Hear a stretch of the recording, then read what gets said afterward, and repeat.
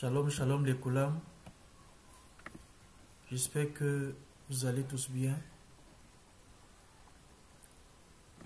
Le Talmud, cette volumineuse anthologie de la loi juive, considérée comme étant la plus grande œuvre législative de tous les temps. Ce livre est réputé pour la rigueur de sa logique. Il est d'ailleurs vrai que l'expression logique talmudique est devenue monnaie courante quand il s'agit de décrire une réflexion qui se veut profonde et subtile, tout en adhérant strictement au principe de la logique. Dès lors, il est tout à fait surprenant de trouver une loi talmudique, une loi relative à des questions de vie ou de mort, pas moins, qui apparaît à première vue totalement irrationnelle. Voici comment on pourra présenter le scénario. On voit une armée qui encercle une ville, exige qu'on lui livre un certain individu. Les habitants, ils sont soumis à un choix. Si vous nous donnez Monsieur X, nous le tuerons et épargnerons le reste d'entre vous. Si vous ne le faites pas, nous vous tuerons tous. Et, en pareil cas, le Talmud statue que si la personne demandée est elle-même déjà condamnée à mort par le tribunal, elle doit être livrée aux ennemis. Mais si elle est innocente, il est interdit de l'envoyer se faire tuer, même au prix de la vie de tous. Vous voyez la rigueur, vous voyez la tension, vous voyez comment est-ce que le Talmud encadre une telle loi, c'est-à-dire pour une vie, on vous dit, vous n'avez pas le droit, vous n'avez pas, il est interdit de livrer quelqu'un, une vie, au prix de 1000 par exemple. Et ce qui est surprenant dans cette loi, c'est que l'enjeu n'est même pas ici d'opposer la survie d'une personne à celle de 10 000 autres. Monsieur X va mourir dans tous les cas. Il s'agit plutôt de savoir s'il est permis d'entreprendre une action qui va causer la destruction d'une vie humaine afin de sauver 9 999 autres vies. Ceci étant dit, on se demande quand même pourquoi des milliers de gens devraient mourir en vain. Cela semble parfaitement absurde. Cependant, en examinant les choses de plus près, on se rend compte que cette loi est non seulement profondément logique, mais absolument vitale et indispensable. Et sans une telle loi, il ne faudrait pas longtemps pour que la société se détériore au point que l'on puisse tuer, détruire des vies humaines en toute impunité. Voilà pourquoi le Talmud essaie d'encadrer effectivement et montrer la valeur d'une vie. Réfléchissons-y. Si l'on peut sacrifier une vie pour en sauver 10 000, alors on peut sacrifier une vie pour en sauver 10. Et si une vie peut être sacrifiée pour en sauver 10, elle peut être sacrifiée pour en sauver 2. Et si la quantité est un facteur déterminant, pourquoi la qualité ne le serait-elle pas aussi? Là, la question qu'on devrait se poser. La vie d'une personne, d'une jeune personne, par exemple à la fleur de l'âge, ne vaudrait-elle pas plus que celle d'une personne sénile de 95 ans qui, de toute façon, n'a plus pour longtemps? Et si une société accordait plus d'importance à la vie des hommes qu'à celle des femmes, serait-il justifié de sacrifier une femme pour sauver la vie d'un homme? Voilà les questions qu'on devrait se poser. Et à partir de là, on verra si réellement l'on a raison de sacrifier une vie pour en sauver des autres, innocentes ou pas. Et ça ne s'arrête pas là. Dès lors que l'on attribue à une certaine vie une valeur par rapport aux autres, cette valeur sera-t-elle même comparable aux autres valeurs quantifiables, comme par exemple le bien de la société ou l'intérêt national, notamment l'économie? Si l'on pousse cette logique à l'extrême, et toute logique peut-être, et en fin de compte sera poussée à ces extrêmes, c'est bien celle qui conduit à l'extermination de millions de juifs,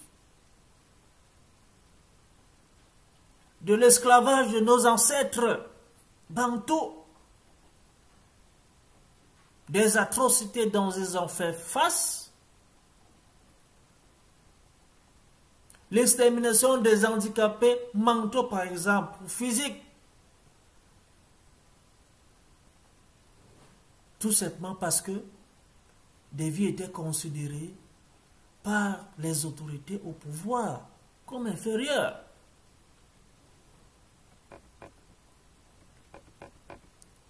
À partir de là, on dira qu'il n'y a aucune équivalence morale entre ces actions, mais elles partagent néanmoins la même logique. Sinon, comment pouvons-nous comprendre qu'il faut privilégier les autres, privilégier ceux-là par rapport aux autres? Pouvons-nous imaginer qu'est-ce que cela a pu impacter dans la vie de nos ancêtres bantous israélites, ayant vu les atrocités qu'ont subies leurs parents vis-à-vis du colon, parce qu'ils sont considérés comme inférieurs. Leur vie n'en valait pas la peine. Eh bien, cette loi du Talmud porte en elle deux principes fondamentaux. Le premier est que la valeur de toute vie humaine est absolue et non relative. L'absolu en lui-même n'est pas inférieur à l'absolu multiplié par 10 000. Et 70 ans de vie ont une valeur aussi absolue qu'un an ou une heure de vie. Ce n'est pas parce que tel est plus âgé que bon, on va l'éliminer et puis laisser vivre celui qui a une heure de vie, un jour de vie, une semaine de vie, un an de vie ou 20 ans de vie. Le deuxième principe, quant à lui, aussi fondamental que le premier, est qu'il existe une distinction claire et absolue entre agir pour mettre un terme à une vie et s'abstenir d'agir, même si le résultat final sera le même. Livrer quelqu'un à des assassins est un acte meurtrier. L'argument selon lequel il va mourir de toute façon ne modifie en rien cette définition, car un tel acte porte une signification morale absolue. Ainsi, face à des situations dites de fin de vie, la Torah distingue entre l'action et l'inaction. D'après la loi juive, nous devons faire tout ce qui est en notre pouvoir pour préserver et prolonger la vie, quelle que soit la soi-disant qualité qu'on voudrait ou non lui attribuer. Cependant, lorsqu'une personne est entrée dans un état que la loi talmudique appelle agonisant, nous ne sommes plus obligés d'agir pour prolonger sa vie. Mais, même à ce moment-là, toute action écouterait la vie de cette personne reste considérée comme un meurtre. Même si cette personne va de toute façon mourir dans les heures ou les minutes qui suivent, ça nous rappelle l'euthanasie, qui est pratiquée dans plusieurs pays, majoritairement en Europe. C'est une méthode. Donc, le Talmud est contre.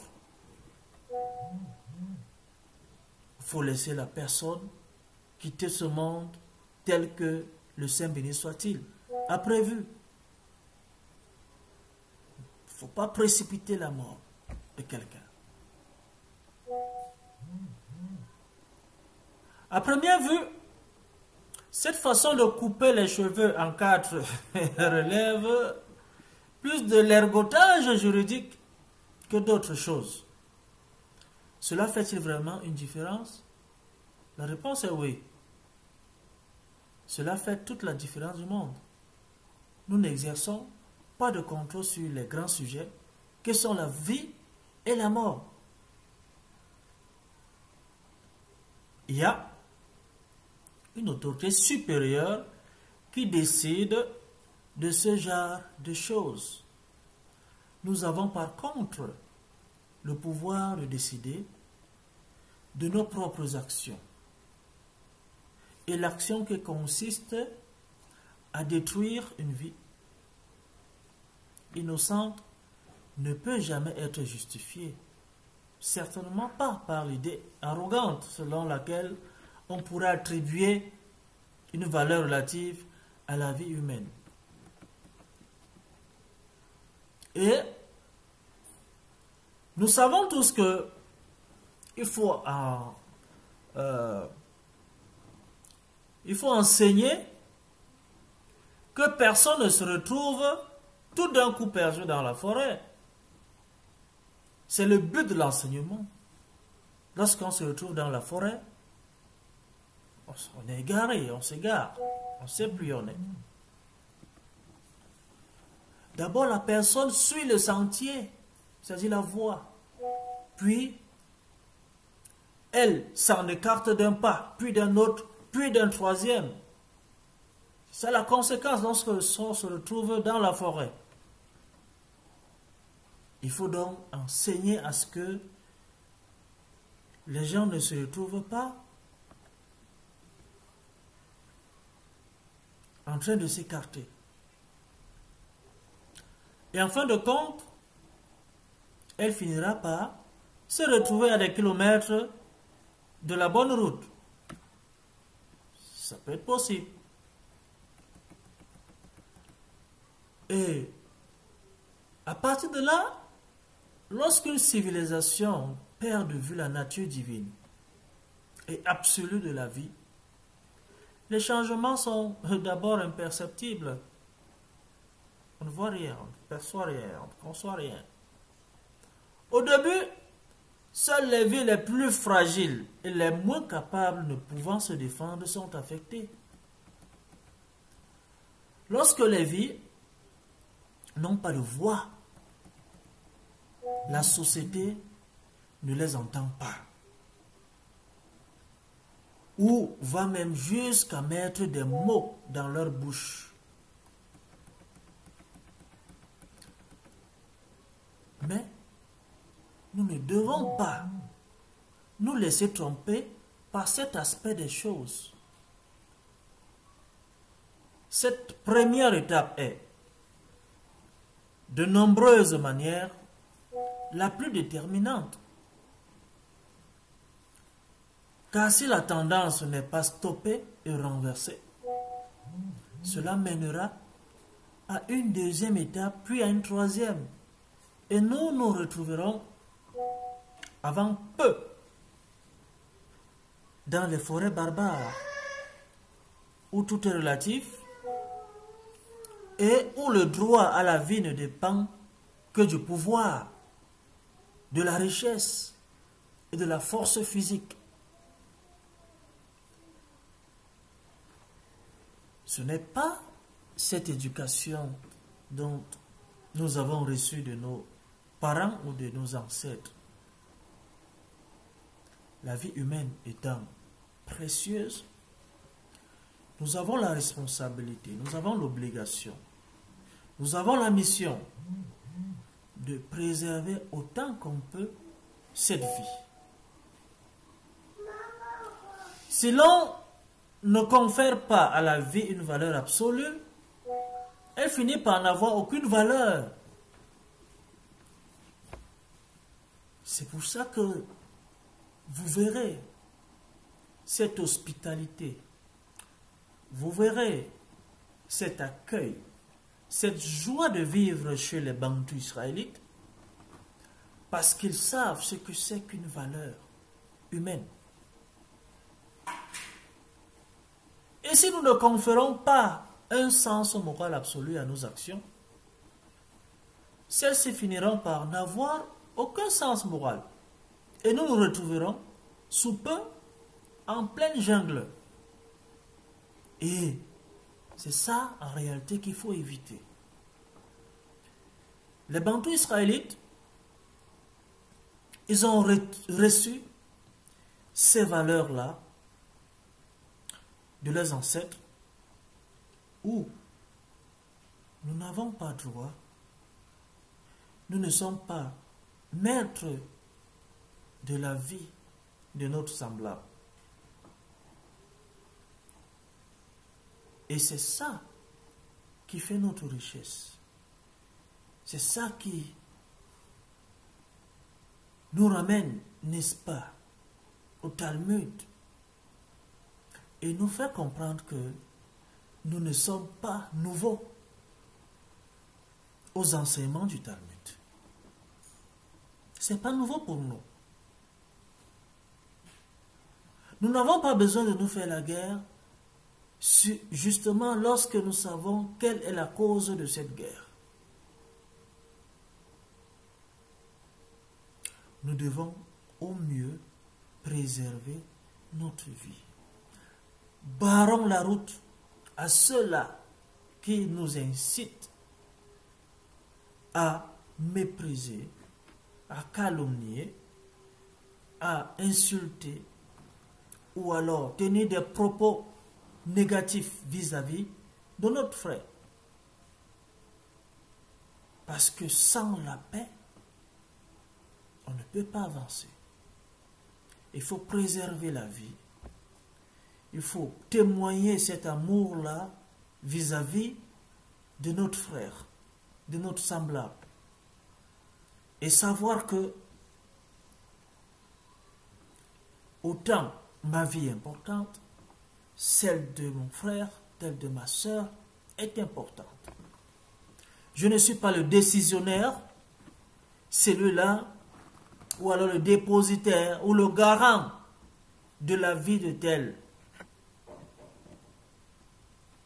C'est Hachem qui a le dernier mot. C'est lui qui décide qui vient dans ce monde, comment il va passer sa vie, et comment il va quitter ce monde. Et à quel moment. Alors,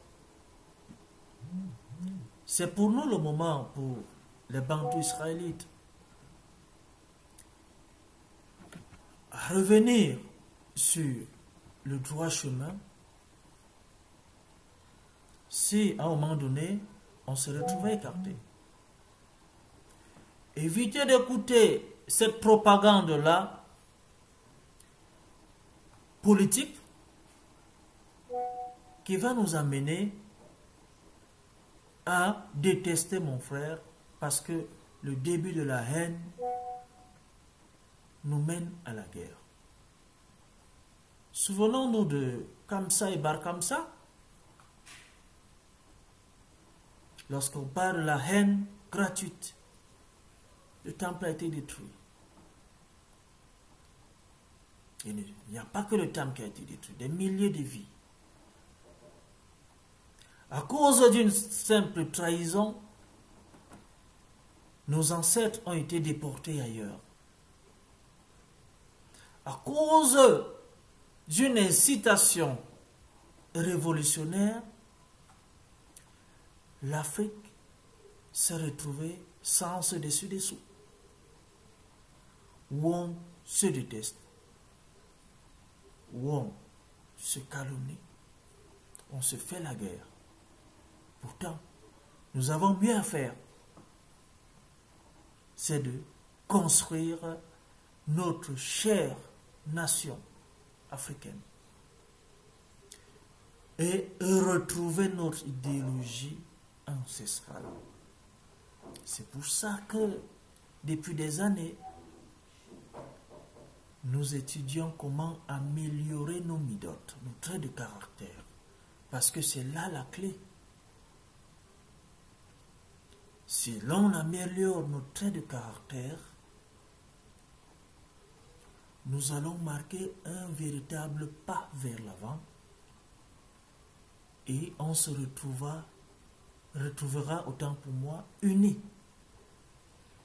pour la construction d'une Afrique saine, d'une Afrique prospère, autour d'une Torah émette. C'est ça le secret de la réussite d'une Torah bien étudiée. Baruch Adonai, Leolam, Amen ve Amen.